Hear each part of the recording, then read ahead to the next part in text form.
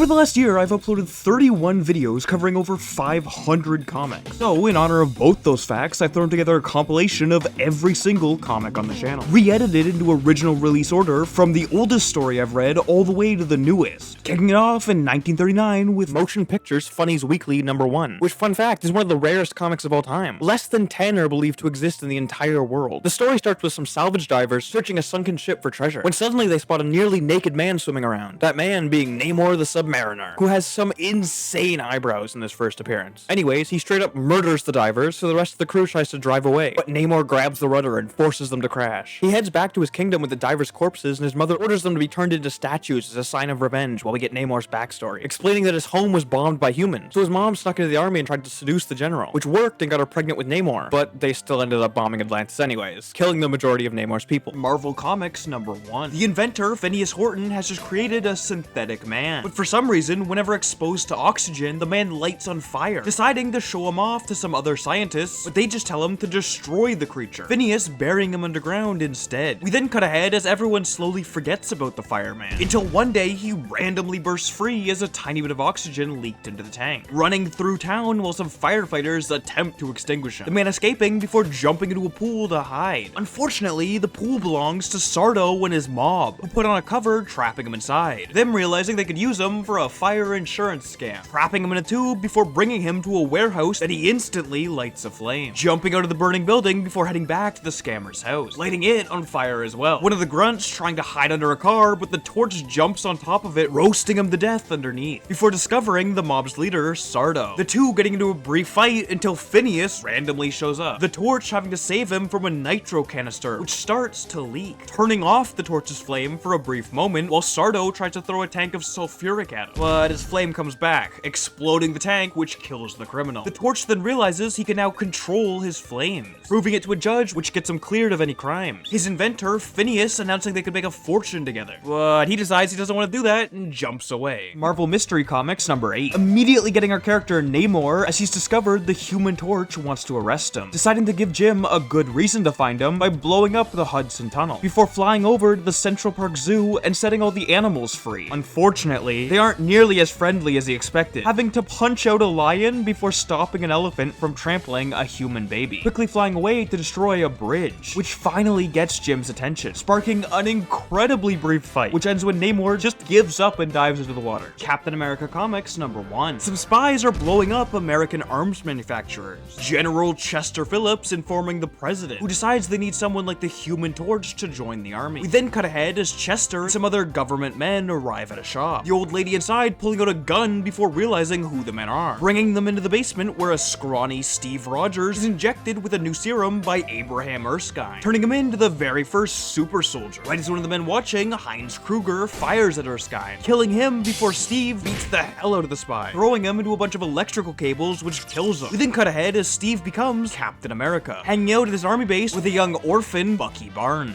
who later accidentally walks into his tent, discovering that Steve is Cap, him making a deal with the kid to become his sidekick Bucky in return for him keeping Cap's identity a secret. And that was the end of the first story, but these old comics always contained multiple stories, us getting another character in the one about the very first Red Skull killing an army major with his gaze of death, which causes Captain America to start investigating, telling Bucky to stay behind, which he does not do, heading out by himself and very quickly getting caught by the Red Skull's henchmen. But luckily, before the Skull kills him, Cap crashes through the door, beating the goons as the leader escapes. We then cut to the next day as Sergeant Mike Duffy tells Steve Rogers to fall in line, as they're watching a new plane demonstration from Mr. Maxon, but it ends up crashing, Maxon not seeming to care at all about the soldiers who just died. As we cut ahead to that night, a general receiving a package containing a Red Skull, just as the Red Skull shows up, killing him before crossing his name off his list, which also includes Captain America, Bucky, and Chickanu. Luckily for him, at that exact moment, his next target jumps through the window, getting into a fight. The Skull easily wins, but before he can use his gaze of death, Bucky attacks him, allowing Cap to wake up and smash the Red Skull's mask, revealing that he was actually Mr. Maxon, and his gaze of death was just a poison needle, which he ends up rolling on top of, seemingly killing him as the comic ends. Captain America Comics #7. Kicking it off as one of the Red Skull's former henchmen decide to steal his money, though a funeral march starts playing as the goon is shot by the Red Skull. The news eventually reaching Cap and Bucky, which confuses them as they watched the Red Skull die. Cutting ahead to them attending an orchestra rehearsal, where the funeral funeral march starts playing again, the conductor suddenly dropping dead, as Bucky notices a man about to drop a bag on Cap, saving him before they chase the man down. Unfortunately, he just turns out to be a British dude the Red Skull had hired. At least, that's what he tells Cap to make him leave, quickly taking off his disguise to reveal he was the Red Skull. Steve then randomly gets cast in a play, but the funeral march starts again, so him and Bucky track down the source, which turns out to be the Red Skull holding a general hostage. The duo easily defeating all his grunts, while the Skull tries to escape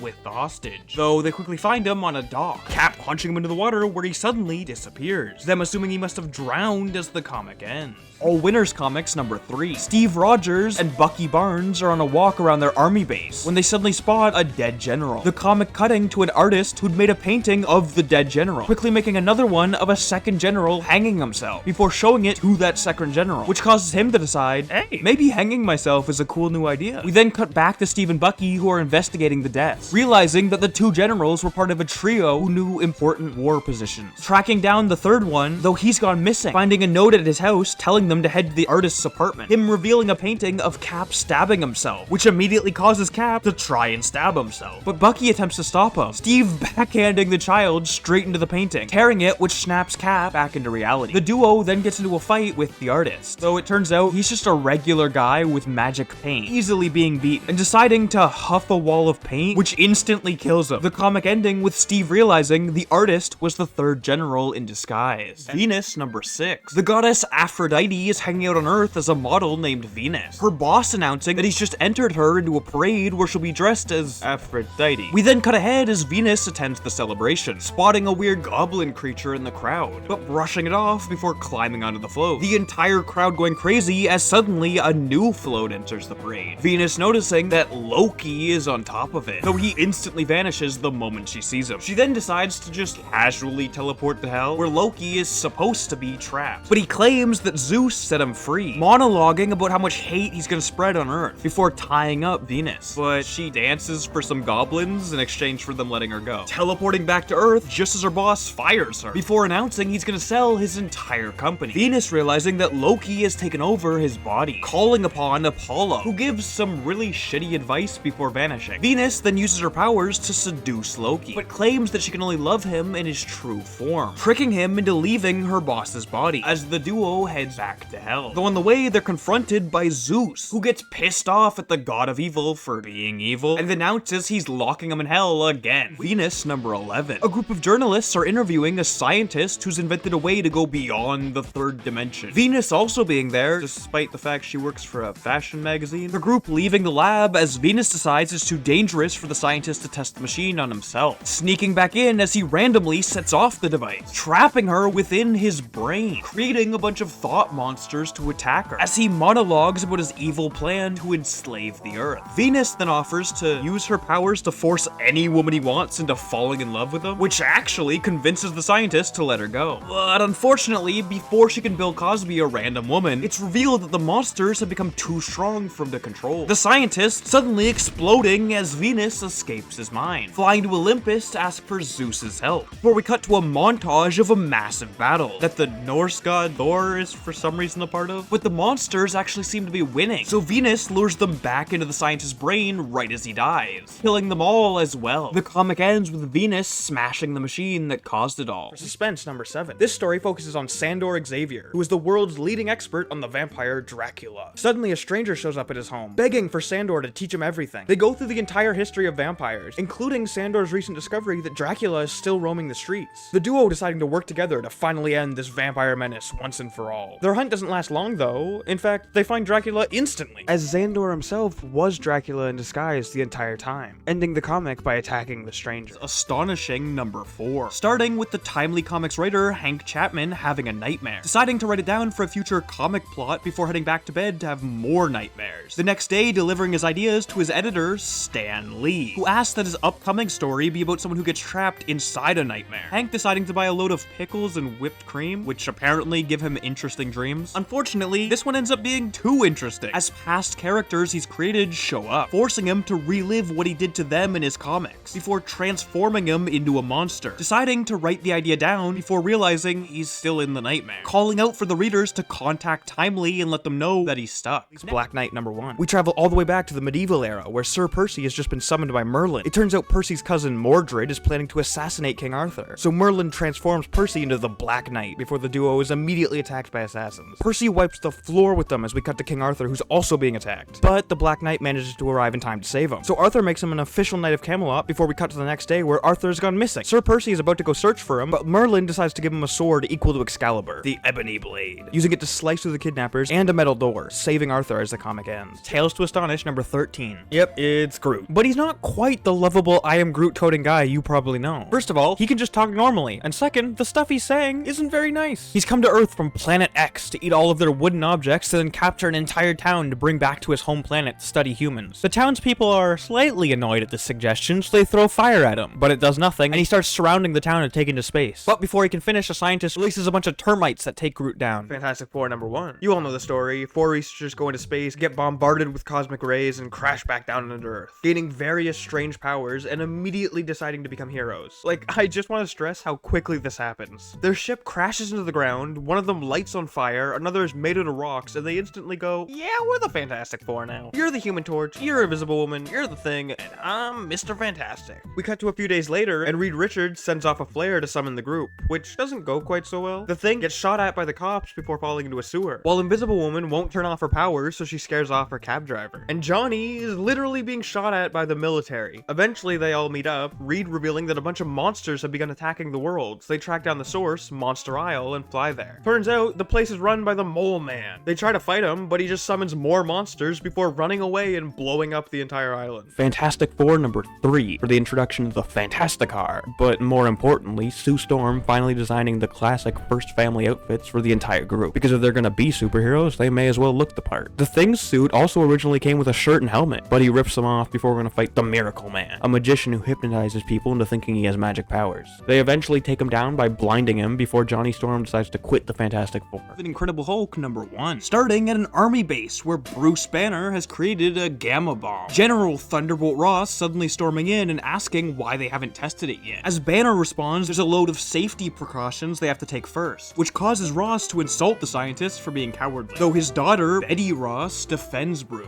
Eventually, Banner gets ready for the test, but one of the other scientists, Igor, complains that nobody's had the chance to double check his work yet, Bruce claiming that he doesn't make mistakes, as he suddenly notices Rick Jones arriving onto the testing site, telling Igor to delay the launch, as he heads out to save the kid. But unfortunately, Igor takes the opportunity to get rid of Banner, launching the bomb as Bruce pushes Rick into a ditch, being blasted by a wave of gamma as he suddenly wakes up in an infirmary, a nearby Geiger counter starting to go off as he transforms into the Hulk, bursting out of the building and running away, his instincts guiding him to his own cabin, where he ends up finding Igor rummaging through his belongings, attacking him before Rick Jones rushes in, calming him down as the sun comes up, transforming him back into Banner. He then gets questioned by the army, though they seem to think the Hulk was just a large bear, as we cut to Igor, who'd been arrested, using a fingernail device to communicate with the Soviet Union, informing the gargoyle of the Hulk's creation, causing him to travel to America, eventually finding the Hulk and shooting both him and Rick with mind control darts, bringing them to the Soviet Union. Though on the way, the sun comes up, causing Hulk to transform back into Bruce, which makes Gargoyle break down into tears, screaming about how ugly he is, as Bruce makes a deal to help fix his face in return for their freedom, which actually works, Gargoyle turning against his bosses and allowing Bruce and Rick to escape before blowing up their entire base. Fantastic Four #5. The group is hanging out at the Baxter building when suddenly it's covered in a giant net. Reed recognizes the voice of the person doing it though, as we get a flashback showing Victor Von Doom going to college with Reed, but he tries to perform some magical experiments, permanently scars his face, and is expelled from the school. We cut back to modern day to see Dr. Doom in his full glory. He brings him all the way to Latveria before announcing he's created the time machine, and sends the Fantastic Four to the past to steal the pirate Blackbeard's treasure, but he keeps Invisible Woman with him as a hostage. The guys spend about 5 minutes in the pirate era before immediately getting drugged and kidnapped. They wake up on a pirate ship and start a massive fight to free the rest of the prisoners. Eventually they win, and the prisoners start calling the Thing Blackbeard, the rest of the group quickly realizing that Blackbeard never truly existed. He was always just the Thing traveling to the past. Finally, Doom calls them back to the present and opens up the treasure they brought to reveal a bunch of worthless junk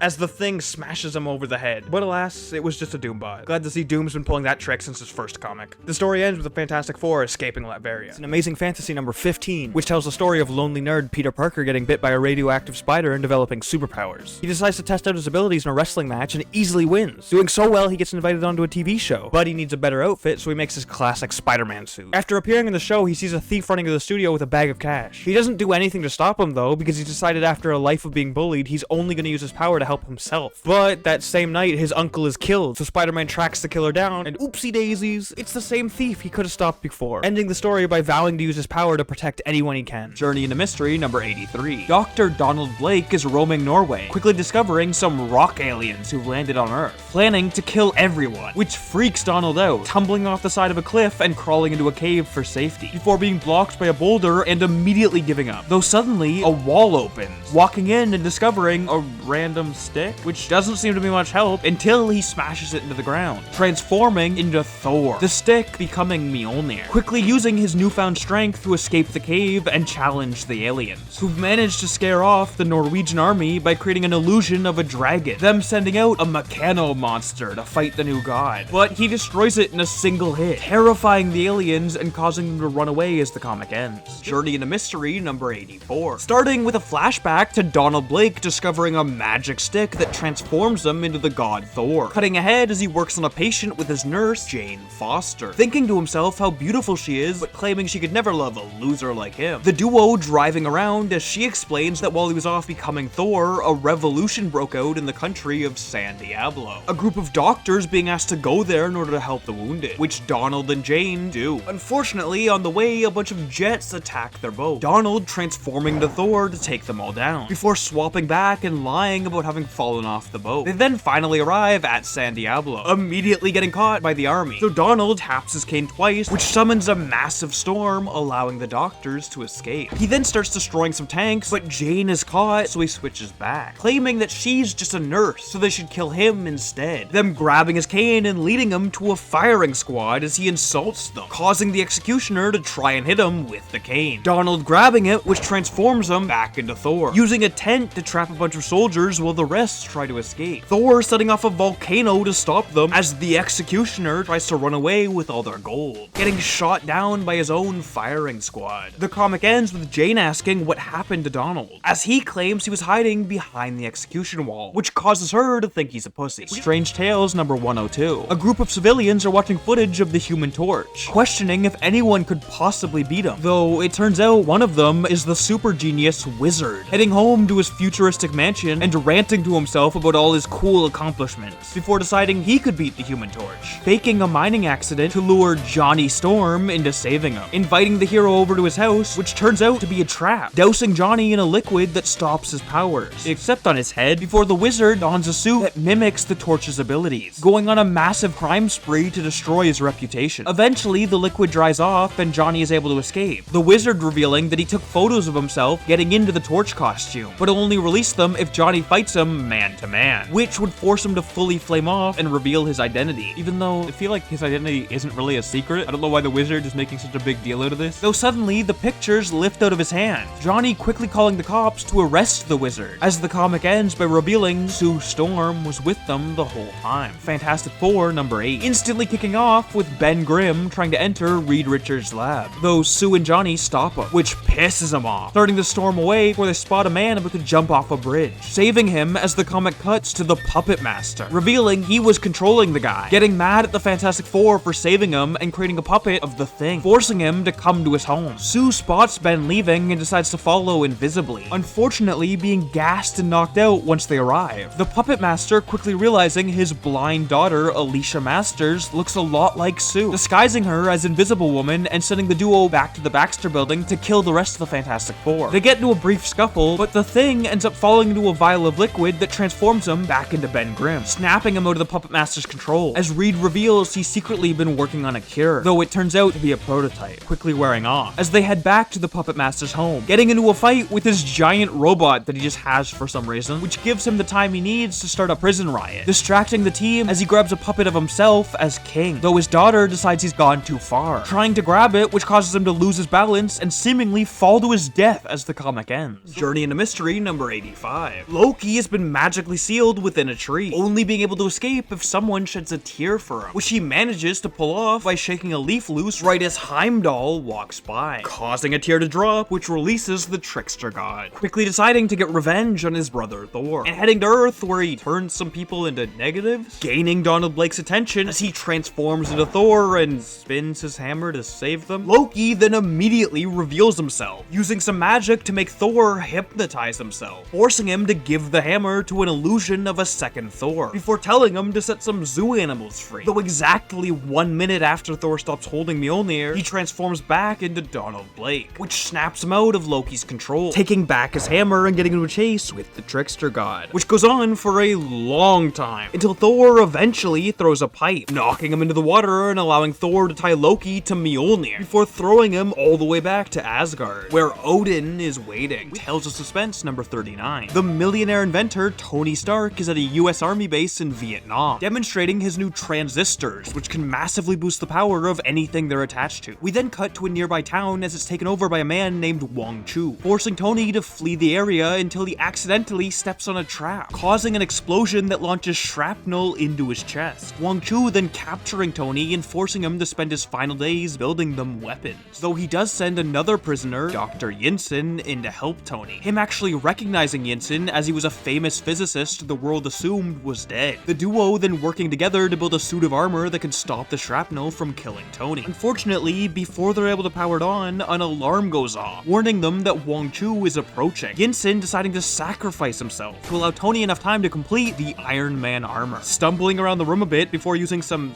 suction cups to hide on the ceiling, Wong Chu attempting to rally his army to find the missing prisoner, but Tony hijacks the speaker system, telling the soldiers to run away and allowing him to easily beat Wong Chu, though he orders the execution of the remaining prisoners, forcing Tony to blow the base up, allowing everyone, including Wong Chu, to escape. Strange Tales number 110, we see a man waking up from a nightmare before going to see Doctor Strange, claiming that he keeps having the same nightmare every night. So Strange heads inside of the guy's dreams to investigate and finds a creepy entity known as Nightmare. It turns out Nightmare is haunting him because he's harboring some major dark guild. The guy realizes that Strange is about to find out whatever secret he's hiding, so he pulls a gun on Strange's body, but Strange calls out to his master, the Ancient One, to activate his amulet, freezing the guy in place long enough for him to return to his body and kind of just go, "Bad boy, don't do that again," as the comic ends. Sergeant Fury number 1. Kicking it off in 1940s Nazi-occupied France, as the French underground are caught and taken in for questioning, which causes the American army to panic as one of the men caught knows the details of D-Day. We then cut to the Howling Commandos as they crawl around in the mud, their sergeant Nick Fury forcing Dum Dum Dugan to stop the training so they can fly over to France. Unfortunately, on the way their plane is shot down, the whole group parachuting out as Dugan midair tosses a grenade at the pilot, blowing him up as they head into the nearby town, quickly getting caught by a tank, though Nick jumps onto it and drops a grenade inside, which destroys the tank but also injures him in the process, causing the commandos to split up, one half trying to keep Nick alive while the others take out the soldiers that heard the explosion, until they end up getting overwhelmed, luckily being saved by some remaining French underground members, led by a woman named Marie. It also happens that one of the Howling Commandos, Dino, is a former actor, stealing a Nazi commander's uniform and telling the soldiers to run away, which ends up easily working. Dugan then tries to get Nick to head back to safety, but he claims saving the prisoners is worth more than his life. The commandos stealing a vehicle as we cut to the man who knows the details of D-Day, refusing to give anything up despite being tortured, until they hand him a phone with his daughter begging for help. We then cut back to the commandos as they arrive at the fortress, though most of them end up being separated trying to hold back the soldiers, before Nick throws a piece of dynamite at their ammo supply, causing a massive pile of rubble to land on him. Marie starting to cry because the commandos are so willing to give their lives for her, before her and Dugan are also caught, being led to a firing squad where they find the rest of the group, along with the prisoner they were coming to save, who turns out to be Marie's father, the Germans having faked the phone call. It also turns out Nick was still under the rocks, shooting at the soldiers and allowing the commandos to fight back, kidnapping a general, which allows them to sneak back out through the town. The comic ending with a shot of them all on D-Day. Strange Tales Annual number 2. Johnny Storm is reading a newspaper, getting pissed off at all the attention Spider-Man gets, wishing for a chance to prove he's better, as we cut to a group of thieves stealing a Da Vinci painting and planting a spider web at the crime scene so the cops think Spidey stole it, calling the Human Torch in to track him down, which turns out to be way easier than he expected, as Peter Parker saw the news about Spider-Man being a criminal criminal, deciding to go to the Human Torch's house to ask for help clearing his name. Unfortunately, Johnny doesn't trust him, and they get into a fight before Spidey runs away, creating a new kind of ice webbing, which allows him to head back out for round 2, trapping Johnny in the ice web before again trying to explain himself. Though Johnny still doesn't believe him, so he gives up and tries to find the thief alone. But on his way out, he insults Johnny, which finally makes him realize that Spidey cares more about being a hero than getting on the news, melting through the ice web and convincing the cops that Spidey wasn't the thief, quickly realizing that the crime fits all the trademarks of the Fox. Johnny creating a giant message in the sky to attract Spidey's attention, as the duo teams up to discover the Fox, disguised as a public telescope operator in the middle of the day, easily beating him as the comic ends. In Tales of Suspense number 45, Iron Man is zooming down the street on his rollerblades, nearly getting arrested for speeding before arriving at a track, as he's participating in a race, which goes great until he realizes he forgot to charge his chest plate, causing him to crash, as one of the random spectators, Happy Hogan, rushes in to pull him out of the wreck, Tony asking the man to drive him to a motel and lock him in a room, which he does, Tony plugging himself into a wall to kickstart his chest plate again. We then cut ahead to the duo having a meal, Tony learning that Happy got his nickname during his boxing days because no one ever saw him smile, mentioning that he quit boxing because even though he was a better fighter, he could never actually bring himself to knock somebody out, Tony offering him $50,000 for saving his life, but Happy turns it down, asking for a job instead, as Tony decides to hire him as a chauffeur. He then shows him around Stark Industries, introducing him to his assistant Pepper Potts, Happy instantly attempting to hit on her, though she claims she's only interested in Tony, Happy deciding he stumbled upon a love triangle, which she denies, as we cut to Tony putting on his armor and discovering one of his employees, Gregor, stealing from his vault, mentioning that he was prepared for everything except Iron Man at Stark Industries, before Tony one-taps him, choosing to simply fire him instead of having him arrested. Gregor then asking for some severance, which Tony refuses, telling him to leave before he gets cold feet about not arresting him, which ends up inspiring Gregor, creating an ice suit which makes him immortal while wearing it, charging back into Stark Industries and freezing the guards. Luckily, Pepper is able to warn Tony before being frozen, giving him the chance to put on his armor, nearly getting caught by Happy before he's also frozen, sparking a brief fight between Gregor and Tony, which the latter easily wins by turning on a miniature furnace within his suit, melting the ice and allowing the cops to arrest him. In Avengers number 1, Loki wants revenge against Thor for trapping him in Asgard, searching Earth for a worthy opponent and choosing the Hulk, tricking him into destroying a set of train tracks. And despite the fact he then saves the train, the people still assume he was trying to kill them, the news reaching Rick Jones, who tries to call the Fantastic Four for help, though Loki disrupts the signal, sending it to Thor instead. But it also accidentally reaches a few others, including Ant-Man, the Wasp, and Iron Man, all meeting up at Rick Jones' Teen Brigade hideout, which annoys Loki, creating an illusion of the Hulk to separate him from the group, though he quickly realizes it's just Loki screwing with him, heading off to Asgard alone to confront him, as the rest of the heroes look for the Hulk, who's currently pretending to be a robot at a circus named Meccano, which needs to be a skin in Rivals. Anyways, they easily see through his disguise, causing a massive fight which Hulk eventually decides to run away from, only Iron Man being fast enough to chase him down. Though while they travel the country, we cut back to Thor, who's traveling by boat to Loki's island prison, having to survive a bunch of traps, including a group of trolls that Loki allied with. Now, Loki being Loki, doesn't just give up when Thor wins, instead throwing himself off a cliff, but Thor magnetizes Mjolnir to bring him back, taking him to Earth just in time to calm down the Hulk and explain the situation. The comic ending with the 5 of them deciding to become a team, the Wasp suggesting the name the Avengers. Even though they aren't avenging anyone, nobody died during the story. X-Men number 1. Professor Xavier's students, Angel, Iceman, Beast, and Cyclops are training in the danger room, Iceman getting annoyed that they all treat him like a kid as Beast throws a bowling ball at him, Bobby deflecting it back, which nearly hits the professor, annoying Scott, who takes both Iceman and Beast down. We then cut ahead as a new student, Jean Grey, arrives at the school, Xavier explaining that this is secretly a school for mutants, calling his students the X-Men because they have extra power, as Jean shows off her telekinetic abilities,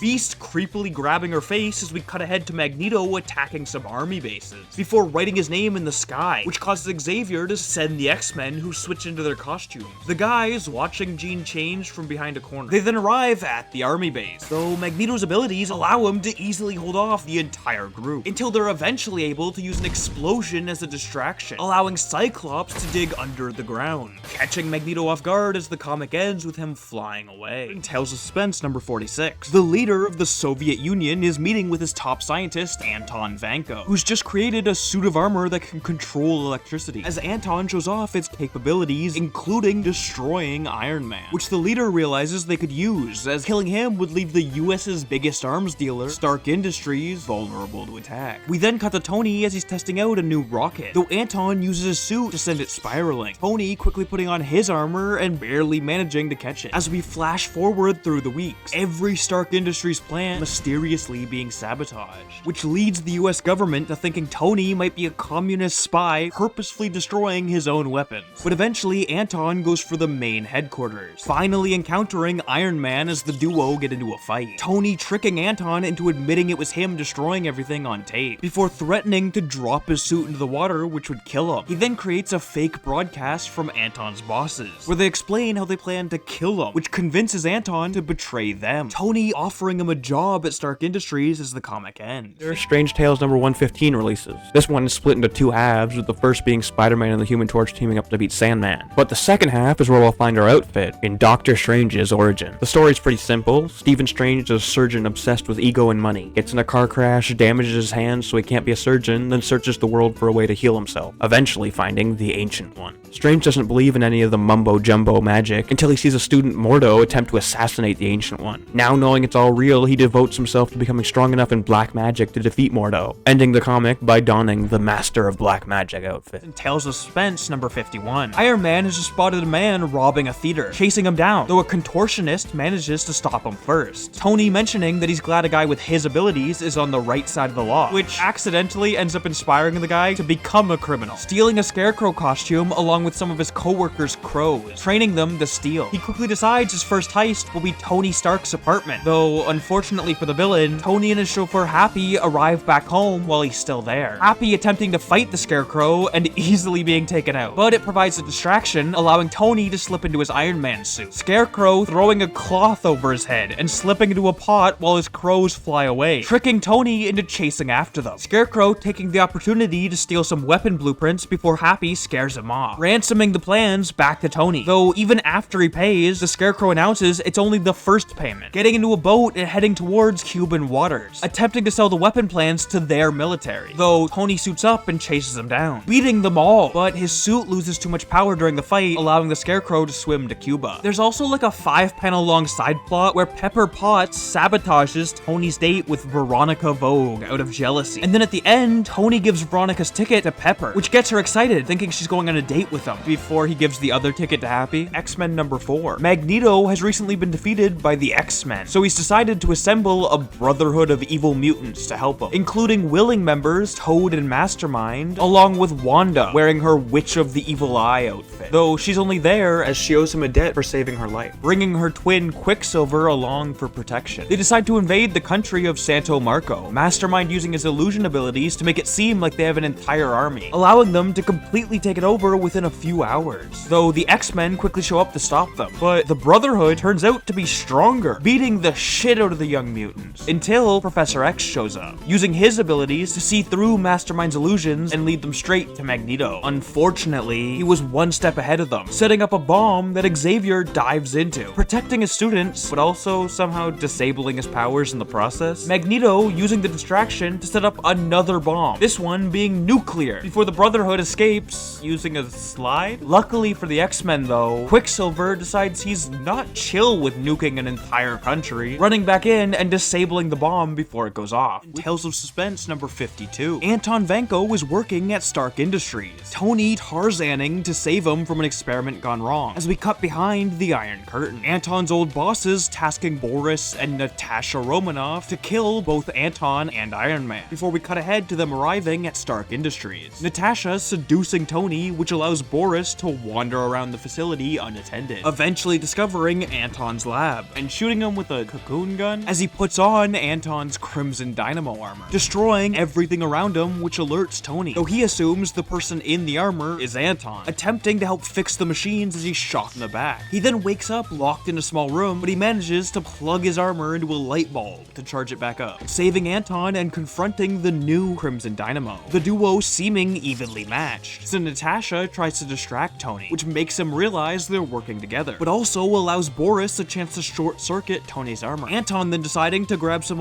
electrical cables before running at Boris, and causing an explosion which kills both Crimson Dynamos. The comic ending with Natasha on the run for failing our bosses. Journey into Mystery number 102, which actually contains our first bonus story of the video. As if you didn't know, the way these old Thor comics were formatted, there would be the main story which takes up about the first 20 pages or so, and the last 3 or 4 pages would be a bonus story based more heavily on Norse mythology. Our next character appearing in one of those bonus stories, kicking it off with a young Thor trying to discover how to become worthy of Mjolnir, speaking with the 3 fates who explain he has to meet death first, heading back to the palace where he fails to lift the hammer before his brother Baldur stumbles in, announcing that some giants have kidnapped Lady Sif. Thor getting pissed off and storming their castle, but unfortunately it turns out the king of the giants traded Sif to Hela in return for immortality. The king then explaining how to find Hela, which Thor does, for summoning Sif, as Thor offers to trade his own life for hers, his braveness inspiring Hela as she allows both Thor and Sif to go free. The comic ending by explaining this is the moment Thor became worthy. Daredevil number 1. Battling Jack Murdock is trying to teach his son Matthew to value education and not become a fighter like him, before we cut ahead to Matt growing older, annoyed that he isn't allowed to participate in sports as the other kids give him the ironic nickname of Daredevil, which causes him to start secretly training while also staying at the top of his class. We then cut to his father as he struggles to get more boxing work, having to resort to fixing fights in order to make money. As we cut back to Matt, noticing an old man about to be hit by a truck, diving into the street to save him, which unfortunately causes radioactive chemicals to pour onto him, blinding Matt as we cut ahead to him still training, realizing that his other senses have been enhanced, before zooming along to him attending college. His best friend, Foggy Nelson, offering to bring Matt to listen to one of his father's fights, him deciding he can't fix the match in front of his son, and actually winning it, which ends up getting him shot in an alley. We then continue along the timeline as Matt graduates college, opening a legal practice with Foggy and hiring Karen Page as their secretary. But Matt decides he can't focus on his work until his father's killer is caught, finding his old boxing robes and turning them into his first Daredevil costume, interrogating a random criminal to find the Fixer's location, getting into a brief fight where the Fixer pulls the rug out from under Daredevil to escape, Matt having to use his enhanced nose to follow him, which leads them into another fight that ends when the Fixer has a heart attack and fucking dies. Strange Tales number 122, kicking off as Doctor Strange has just arrived at his home, exhausted after all his recent battles and quickly passing out, though he's woken up by a masked man trying to attack him, but his powers don't seem to work, realizing that he forgot to cast a protection spell before falling asleep, which allowed his archenemy Nightmare to invade his dream. The villain taking the opportunity to just toy with Steven, showing him all the cool ways he could eternally torture him, though suddenly Gol,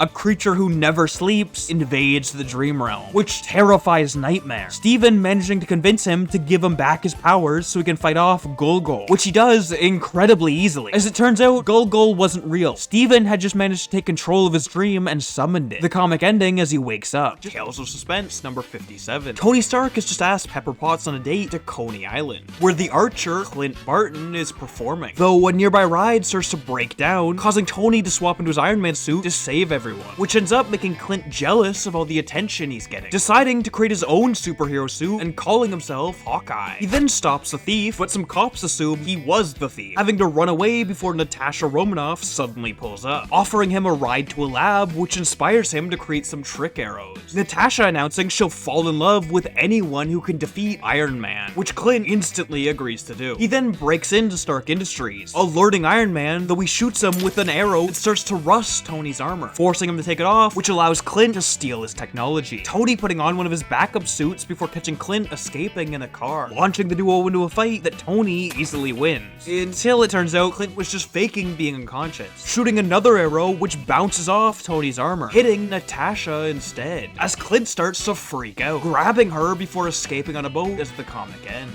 X-Men number 7. Professor X's first class has finally graduated, coming together to take a photo which includes Jean Grey, before we cut to the Brotherhood of Evil Mutants, as Mastermind is attempting to hit on Wanda, though suddenly Magneto bursts in, threatening his life before announcing he's discovered a mutant who could help them beat the X-Men, the immovable Blob. Unfortunately for them, the Blob had recently fought the X-Men, and Xavier placed a mental block on him so he'd forget he was even a mutant, though Magneto's Brotherhood getting into a massive fight with his circus co-workers manages to snap the blob out of it. As we cut back to Professor X, who's created a new device named Cerebro, showing it to Cyclops as it randomly goes off, alerting them that the blob broke Xavier's memory block, the entire team heading out to stop him. The rest of the comic is then a massive fight between the X-Men and the Brotherhood, which eventually ends when the Brotherhood managed to get the young mutants grouped into a corner, allowing Magneto to launch a bunch of torpedoes at them, though they all dive behind the blob, who manages to survive the hit, the Brotherhood taking the opportunity to abandon him and escape, as the comic ends with Blob declaring he's better off a lonely circus freak. In Avengers number 9, Steve is having hallucinations of the villain Zemo, the other Avengers trying to calm him down, as Thor explains he sent Zemo's Masters of Evil into a space warp, so they could be anywhere. The comic cutting to the Masters of Evil as they're stuck between the 6th and 7th dimension, Enchantress finally deciding to use a spell to fly them back to Zemo's base in the Amazon, him announcing he has a plan to defeat Captain America. We then cut to New York, as Simon Williams is arrested for embezzlement, Enchantress mentioning that Tony Stark had made Simon's company worthless, claiming they can offer him wealth and power in exchange for him defeating Iron Man. Briefly cutting to Hank Pym complaining about his wife, while Cap thinks about catching Zemo to avenge Bucky, before cutting back to Simon Williams strapped into a machine, being bombarded with ionic rays and becoming invincible. Zemo handing him a costume and naming him Wonder Man. Simon questioning why such a corny name, as Zemo reveals he's gonna infiltrate the Avengers. They then test his powers for a bit, along with some rocket boosters on his suit. Zemo mentioning that the ionic rays will kill Simon in a week, unless he gives him the antidote. Cutting ahead to the Masters of Evil robbing a bank, the Avengers showing up to stop them, as Wonder Man suddenly appears to help them, easily one-tapping the executioner, while Zemo drops a fog bomb so they can escape. Simon asking Thor if he can join the Avengers,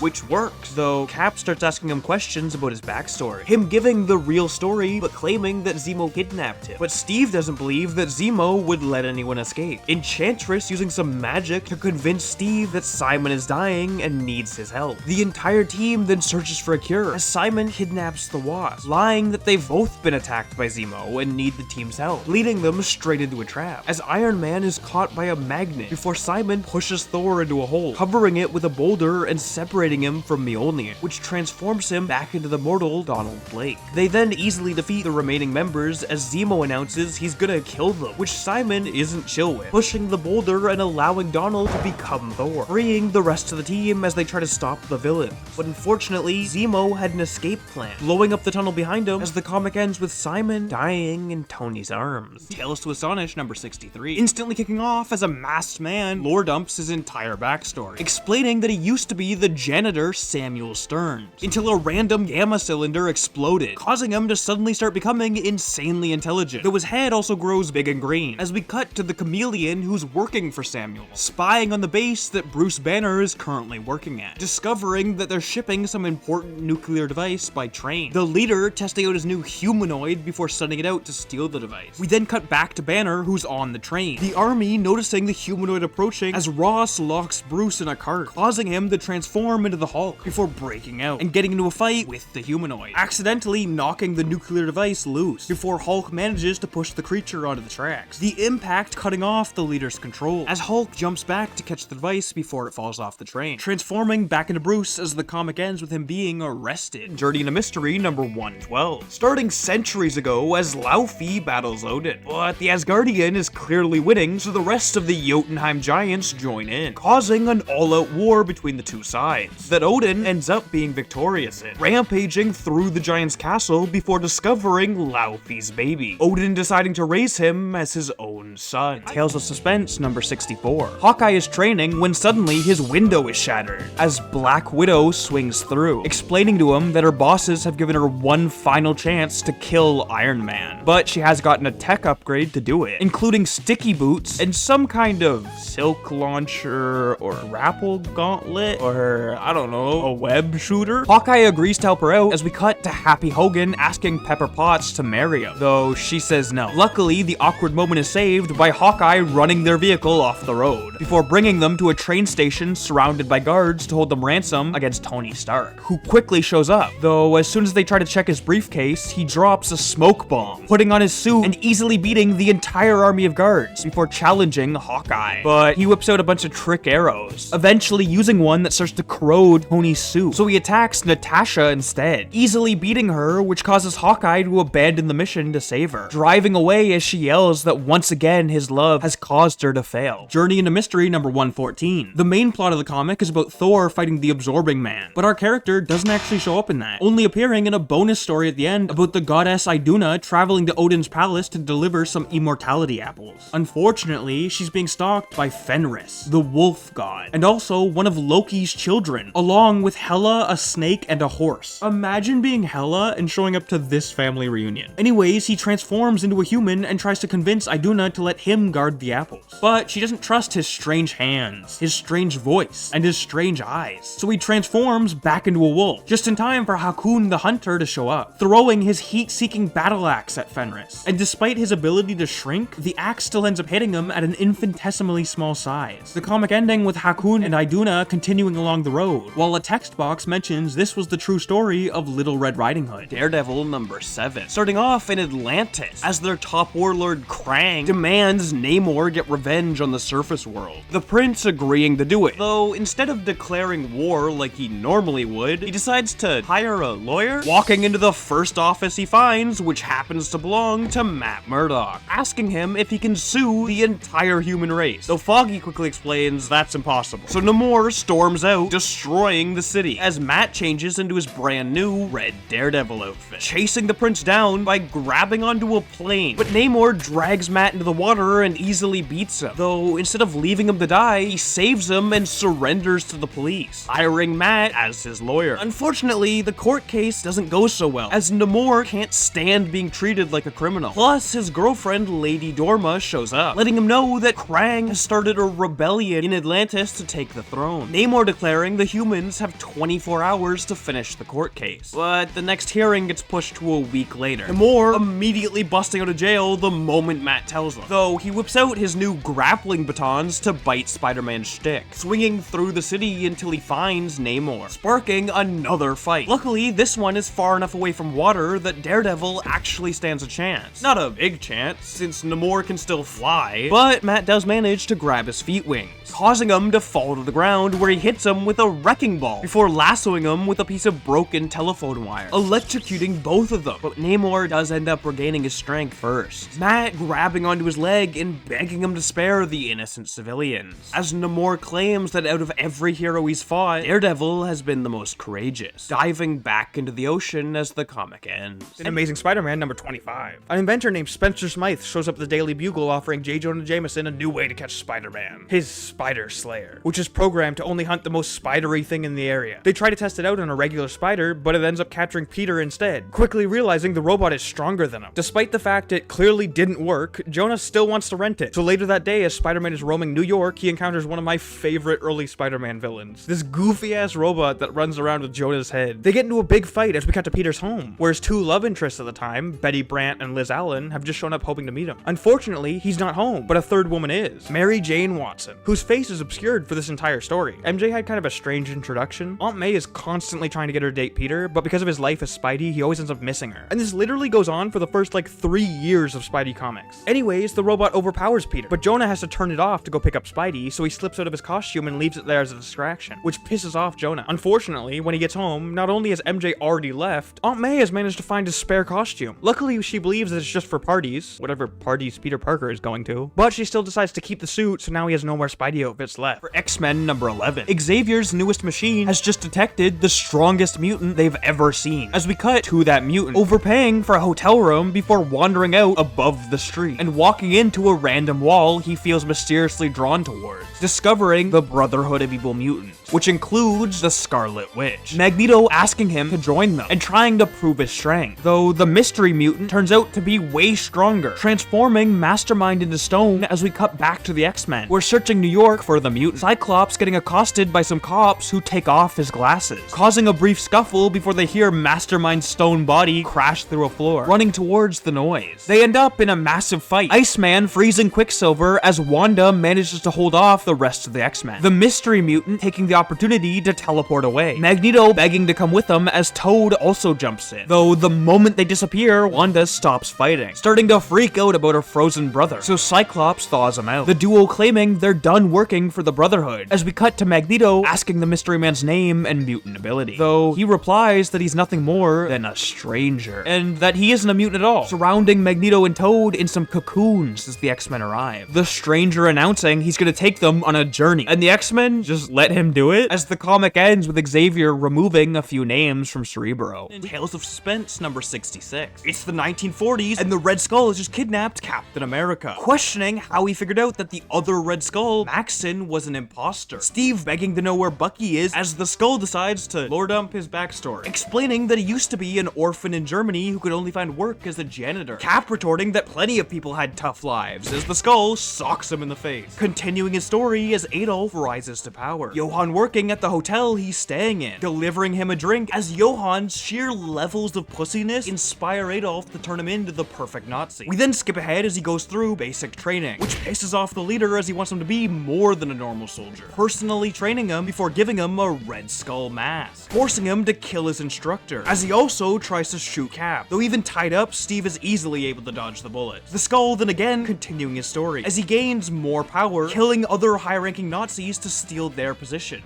Cap then claiming he understands that the whole point of the story is just that the Skull is now so powerful that even Adolf fears him, before instantly charging at the villain, where he randomly falls to the floor, a scientist announcing they've used a chemical to wipe his mind. Steve getting back up as he salutes the Skull. Journey into Mystery number 118. Thor is attempting to bring some magic stones to Asgard as they prove Loki cheated in a recent trial of the gods. Loki deciding he has to stop his brother before he can tell anyone, taking control of a hunter to shoot Thor with a tranquilizer, as Loki lures the hunter to an ancient temple that Odin had created to hide the Destroyer. The hunter then tries to touch the armor, which fuses them together, cutting back to Thor as he wakes up, quickly flying over the temple and discovering the hunter's body frozen in place, before suddenly being attacked by the Destroyer, which ends up being more powerful than Thor, to the point that it actually causes Loki to start panicking, because if Thor dies, Odin will figure out that it was Loki's fault, and punish him worse than if he had just caught him cheating. He then rushes into Odin's chambers to ask for his help, but unfortunately, he's in the middle of the Odin sleep, the guards chucking Loki in prison for trying to wake him up. As we cut back to the fight, the Destroyer managing to slice Mjolnir in half, before liquefying the floor to trap Thor inside it. The comic ending with the Destroyer launching an elemental blast at Thor. For Uncanny X-Men number 12. Cerebro is freaking the hell out as Professor X says that the strongest mutant they've ever faced is heading their direction. The X-Men create defenses around the mansion while Xavier starts to rant about his backstory, explaining that his dad was killed in a nuclear bomb test, and his lab partner Dr. Marco immediately started trying to seduce Xavier's mom. It works, and we cut to years later as they're married, but it turns out Dr. Marco only did it because Xavier's family was rich, completely neglecting them after moving in. In the present day, the mansion begins rumbling as we cut back to Xavier and his new stepbrother Kane fighting, accidentally causing a massive lab explosion that kills Dr. Marco. We flash to them in high school and Xavier is using his powers to be the best at literally everything, Kane becoming increasingly jealous. Going a few more years ahead, the two of them are serving in the Korean War, where Kane finds the lost temple of Sidorak, grabbing a jewel before the temple collapses, trapping him inside. We finally cut back to the present as a massive figure crashes through the mansion, Xavier's stepbrother, Kane Marco, aka the Juggernaut. Sergeant Fury number 21. The Howling Commandos are testing out a new bomb, but their radio transmitter ends up setting it off too early. The group then deciding to meet the guy who created the transmitter, but he claims he's not working with the Allies anymore. Fury quickly realizing that his family must be held hostage, asking where his hometown is as we cut ahead to the Commandos stealing a Nazi commander's uniform and car, using it to sneak into a nearby town before dismissing all the local guards, allowing them to easily defeat the guy in charge, who tells them where the inventor's family is being held. The entire group then runs into the camp, guns blazing, inspiring the prisoners to revolt as Nick manages to find the inventor's daughter, though unfortunately his wife has already died, them lighting the place on fire before escaping, but their plane home is shot down, forcing them to drive across the country before jumping onto a train, which ends up on a bridge that the French underground member Jacques Delnier is blowing up, pissing off Dugan, though Nick just asks if Jacques knows another way back to England, him giving them a map before they're briefly attacked by some soldiers, the Commandos fighting them off before saying goodbye to their new allies. We then cut ahead as they arrive in Paris, getting a message back to base for a new ride home, which picks them up on Omaha Beach. The comic ending with the inventor and his daughter being reunited, him swearing to devote his life to avenging his wife. In Avengers number 19, Wanda and Pietro are waiting around the Avengers mansion when suddenly the swordsman bursts in, actually managing to hold his own alone against the duo, before revealing he wants to join them. But he sucker punches Pietro for fun while speaking, which pisses Wanda off, attacking him just as Cap shows up, though suddenly the lights shut off and Swordsman disappears. We then cut to Cap training as Hawkeye arrives at the mansion, being told what happened and freaking out, as it turns out he used to work at the same circus as Swordsman, him actually being Clint's mentor, until he discovered the Swordsman was stealing from the circus, getting into a fight which ended when the rope Clint was standing on was cut, barely surviving the fall. Cap also mentions that he's sad because he sent a letter to Nick Fury and hasn't heard a response. The comic then cutting to that letter in Fury's office, as it's suddenly stolen by some Hydra agents, though they don't give a shit about it, tossing it out the window where a random criminal finds it, later overhearing in a bar that Swordsman is looking for anything that could help him against the Avengers, selling the note to him, which he uses to fake a response. And Cap getting this letter might genuinely be my favorite panel of Steve I've ever seen. He looks like a kid finding out he's going to Disney. Luckily, later that night, Hawkeye is stopping some criminals, when it turns out one of them was the guy who found the note, accidentally blurting out that he sold it to Swordsman, as we cut back to Cap suddenly being jumped by the Swordsman, them getting into a fight, though Cap's shield is able to block all his attacks. But it turns out it can't block a forklift knocking over a stack of boxes, knocking Steve unconscious as the Swordsman carries him to the roof. The rest of the Avengers then show up, finding Cap on the edge of a plank, Swordsman demanding they make him leader of the team in return for Cap's life. But Steve demands they not surrender, choosing to jump off the platform so they don't even get the choice as the comic ends.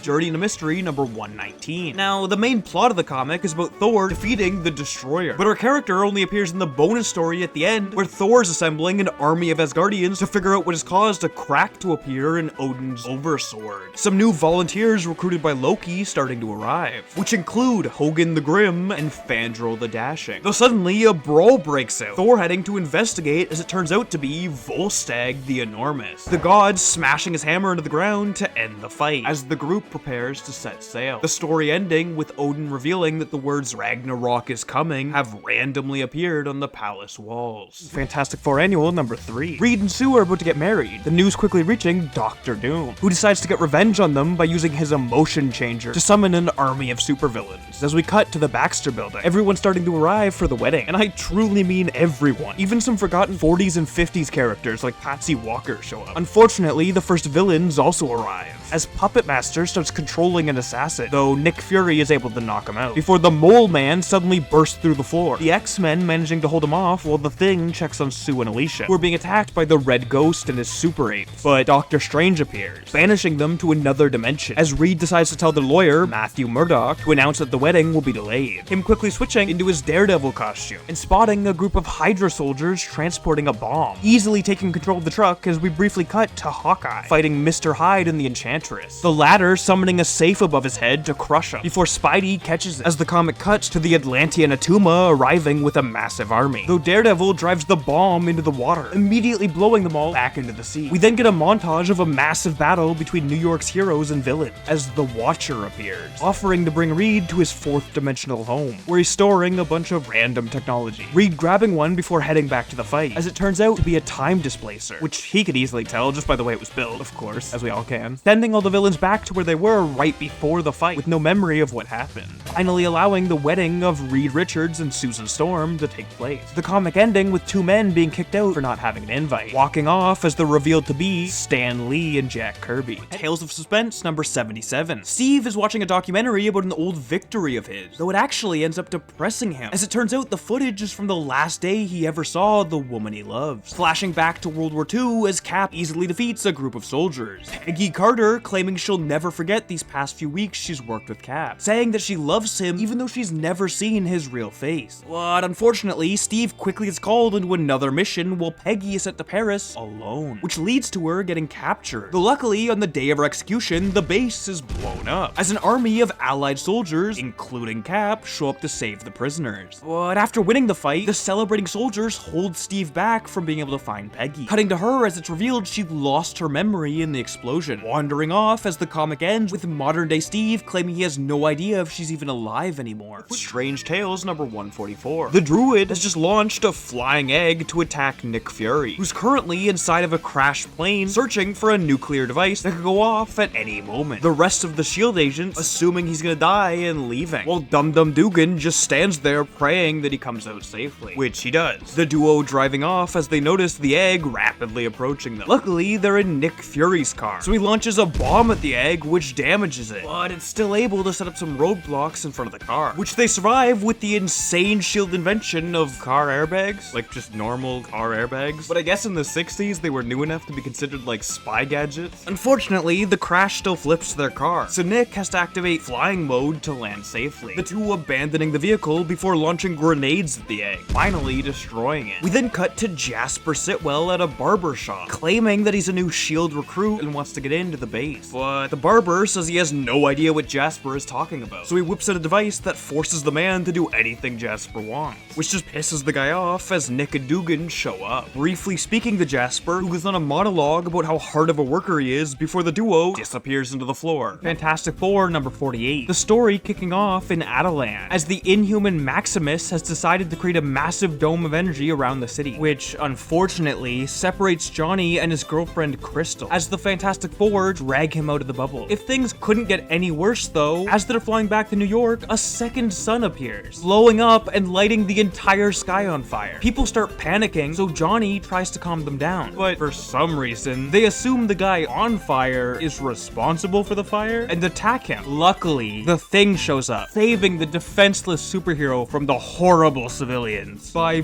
punching them in the face. But the fire suddenly disappears, quickly being replaced with rocks, as the Watcher shows up, warning Reed and Sue that someone is rapidly approaching the planet. It turns out to be the Silver Surfer, announcing that he heralds the arrival of his master. But the Thing again just resorts to punching whatever he sees, knocking the Surfer off his board, though that doesn't stop his master, Space Santa Galactus, from reaching Earth. Fantastic Four number 52. They've just been gifted a highly advanced flying car from an obscure African nation, Wakanda. They've also invited the group to visit Wakanda in order to watch their leader's greatest hunt. But the Human Torch is currently attending college, so they have to go pick him up, bringing his roommate along for shits and giggles. They arrive in Wakanda expecting a small African tribe, but it turns out to be a massive artificial jungle. It also turns out the great hunt their leader was planning was on the Fantastic Four themselves, as the Black Panther jumps out of a tree and attacks the group. He easily beats them all, as he's created special traps for each of them, but he didn't plan for the one true hero of the Marvel Universe, Johnny Storm's roommate, who frees the Human Torch, allowing him to take the Panther by surprise. Eventually, they come to a truce and T'Challa removes his mask, about to rant about his backstory as the comic ends. In Avengers number 32, Hank Pym has just been trapped in his 10-foot-tall Goliath form, immediately deciding he's no use to the team anymore. But Cap throws his shield at Hank, sparking a brief fight which ends up giving him the confidence boost he needed to start researching a cure, though he decides his chattering wife isn't a good lab assistant, calling Tony Stark, who sends Bill Foster to help Hank out. We then cut to a guy getting beat up by a group named the Sons of the Serpent, before returning to their secret base where their leader goes on a huge speech about scaring all the foreigners out of America. Luckily, Natasha Romanoff is in the crowd, deciding it's the perfect moment for her to come out of retirement, donning her new Midnight Suspense outfit, and swinging through the city before crashing into Hawkeye's window, claiming that she wants to prove to him that she can be a hero too. We then cut to Steve Rogers, as he suddenly falls into a trap created by the Sons of the Serpent, fighting through a massive horde of soldiers before they eventually overwhelm him. The comic ending with them calling the Avengers, demanding they publicly ally with the Serpents in return for Captain America's life, which Hawkeye kinda does, refusing to help the government fight the Serpents when asked. Thor number 133. Now, the main plot of this comic is about Thor discovering Ego the Living Planet, though our character doesn't appear in that, actually showing up in a bonus story at the end, about a barbarian who has just died in battle against Asgard. The entire fight stopping so both sides can respect his death, as suddenly the goddess of death, Hela, shows up, bringing him on a journey to the gates of Valhalla, where he meets a bunch of his friends. The comic ending with Thor and the Warriors 3 toasting to him. Sergeant Fury number 38. The Howling Commandos have just received their mail, though before they're able to read it, Nick spots Jim Morita getting picked on by two larger men, as Jim is part of a new Japanese-American squad, but he's arrived earlier than the rest of his group, easily defending himself before Nick stops him, allowing the commandos to read their mail, one of which coming from a founding commando member, Dino Manelli, who had to quit after being injured in combat, letting them know what he's been up to before telling them about a doctor who can apparently fix his injury, but he's currently trapped in a Nazi prison camp. The entire group then decides they're gonna save that doctor. Fury heading to meet his boss, Happy Sam Sawyer, who tells them that they can't go, officially. But he does mention that sometimes he accidentally leaves fueled up planes on the runway that he conveniently forgets about for 48 hours. Before we cut ahead to that night, the commandos sneaking across the base and finding the plane, taking off as some guards talk about how Sam warned them that they might hallucinate planes flying the night, hoping that they also hallucinate the commandos safely making it home. We then jump ahead to the commandos arriving at the island prison, getting ready to parachute in, but they quickly notice Jim was hiding in the back of the plane, claiming that he got permission from Sam to come. As they start to jump, the commandos' newest member Eric desperately trying to avoid a plane who spotted them, managing to take it down with just a pistol, as we see Jim accidentally landing in a tree, which ends up working out as he's able to drop his helmet onto a passing guard, allowing Izzy to steal his uniform and infiltrate the base for about 5 seconds until he realizes he can't speak German, having to fight a guard while the rest of the group sneaks in, instantly getting caught by a prisoner who screams out, leading to a massive firefight where they find the doctor, deciding that they can only save him as the rest of the prisoners form a human wall, allowing the commandos to escape, hopping back onto their plane. The comic ends with them arriving at base, the doctor agreeing to help fix Dino as the two men from the start apologize to Jim, being impressed with him for going with the commandos,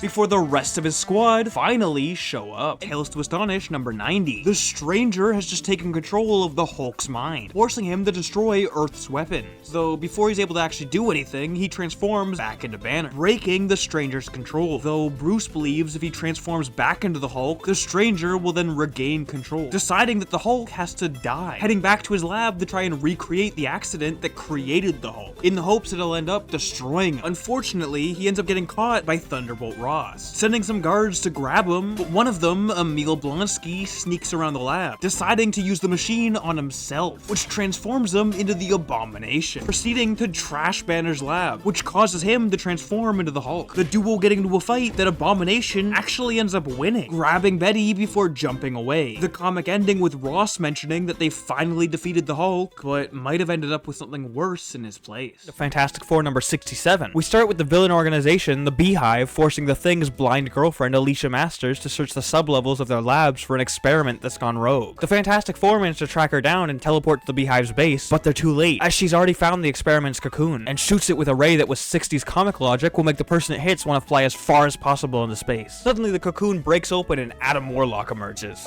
Huh? Oh, sorry. At this point he was going by him, which has to be the most main character energy name possible. Anyways, it turns out the ray worked, and Adam wants to leave Earth for 1,000 years. But they didn't really think their plan through, as apparently the amount of energy it will take for Adam to leave Earth will also kill everyone on the planet. Fantastic Four Annual number 5. Kicking it off with the villain, Psycho Man, getting pissed at one of his minions for delivering an important item to the wrong location, using his fear ray on the guy to cause him to jump out the window, which kinda pisses off the rest of his employees, getting into a brief fight that ends when he hits them with a doubt ray. The group then heading out to find the missing item as we cut to the Thing and his girlfriend, Alicia Masters, who just happened to be the one to receive the item. Though suddenly, Ben is hit with a fear ray, having to fight a monster until he passes out, allowing Psycho Man to retrieve the item, announcing he finally has all the parts he needs for his ultimate weapon. We then cut ahead as the Thing asks for Reed's help stopping Psycho Man, though he claims he can't go. As it turns out, Sue is pregnant, Reed not wanting to leave her side. The comic quickly cutting to Panther Island, which has just been purchased by the Black Panther. But some uninvited guests have just shown up, turning out to be the Inhumans, getting into a scuffle with the Panther until King Black Bolt calms them down, suddenly sensing a disturbance and flying over to a random reef, Karnak shattering it, which reveals Psycho Man's ultimate weapon, just in time for Ben Grimm and Johnny Storm to be teleported there by Lockjaw. But out of nowhere, a giant monster appears, distracting the majority of the group as Karnak attempts to destroy the weapon, though the wall itself suddenly grabs his hand, as we cut to the Black Panther, who's managed to sneak into the air ducts, discovering Psycho Man. But he also notices T'Challa, as a more animalistic panther randomly appears in the vents, attacking him. Luckily, the inhuman Gorgon was still flying around the main island, noticing the fight and causing some earthquakes, which suddenly makes the monsters disappear. Black Bolt destroying the weapon as the group confronts Psycho Man, who decides to rant about his backstory, explaining that he actually comes from the Microverse, though his race decided they wanted to conquer a regular-sized planet, suddenly hitting the group with a fear blast from his old weapon. But Black Panther was still in the vents, launching himself at Psycho Man, though all he ends up grabbing is an empty suit as the comic ends. Go to Avengers number 54, which takes place in a really strange era of the team, as the only members are Ant-Man, the Wasp, Hawkeye, and Black Panther. They've also got Jarvis the Butler, but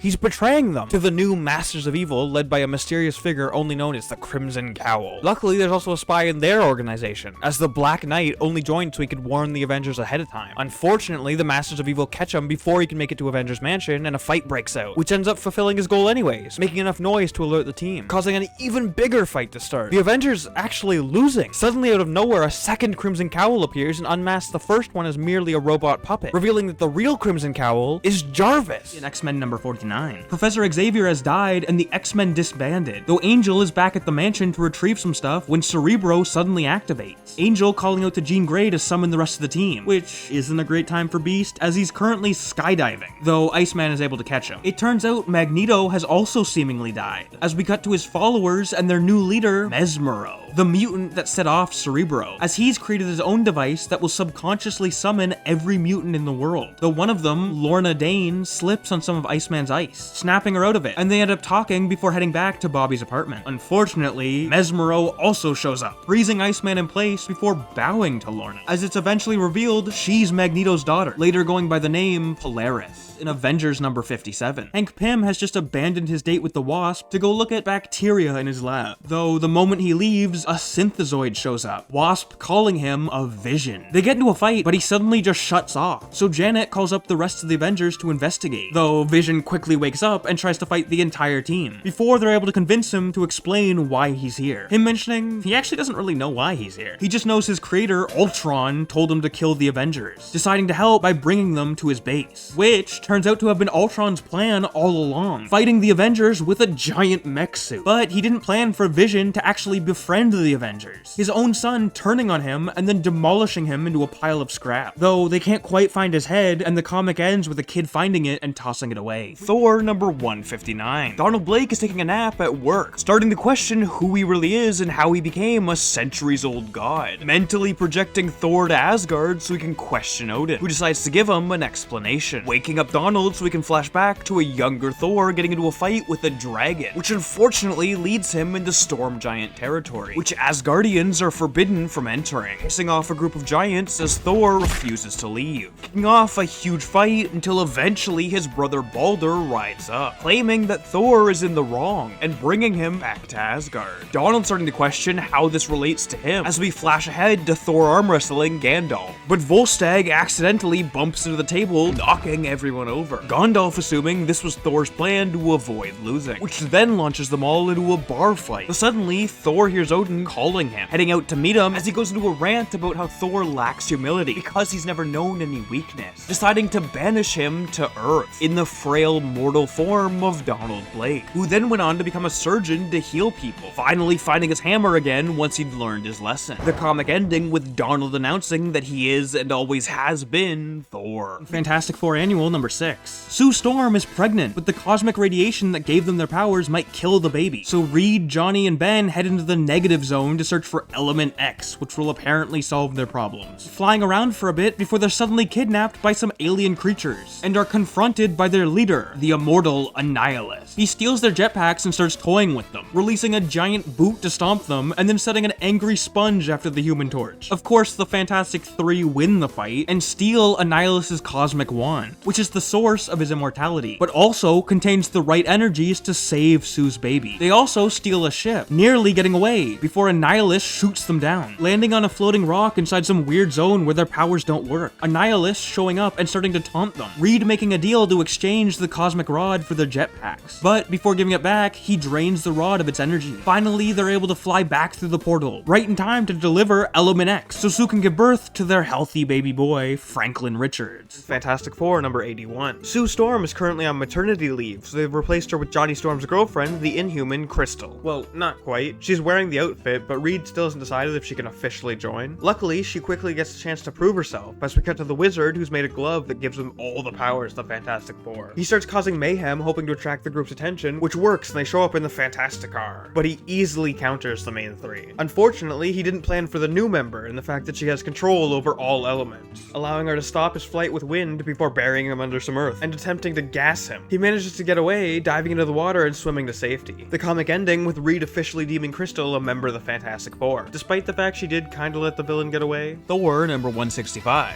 Balder, Thor, and Sif have just helped defend Earth against an alien invasion, though they're told there's still some dangerous object nearby. The trio heading to check it out before it suddenly bursts open and reveals him, who you probably know as Adam Warlock, explaining that he was created to be a perfect being by human scientists, but decided Earth was too lame for him and went off into space, where he accidentally got caught in a science experiment run by the Watcher, forcing him to return to his cocoon as Uatu panics about breaking his oath, launching him back in the direction he came from, eventually landing on Earth. He then announces he'd like a mate, attacking Thor and Balder before grabbing Sif and teleporting away. The duo getting ready to chase him down as we cut to the Queen of the Norns, Karnilla, lamenting about how Balder recently refused her love, and tasking Hag the Seeress to kidnap him, cutting back to the gods as they arrive on an alien planet, quickly discovering him, though Hag also shows up, grabbing Balder and forcing Thor to choose who he wants to save, blasting Hag in the face to save Balder as him escapes with Sif, the comic ending with him swearing vengeance. We get Avengers number 66. S.H.I.E.L.D. has just presented the Avengers with a new metal called adamantium, which Mjolnir isn't able to damage. Even Clint Barton's Goliath fist can't dent it, and surely the Archer is stronger than the Magic Godhammer, right? Anyways, Vision suddenly starts hearing voices,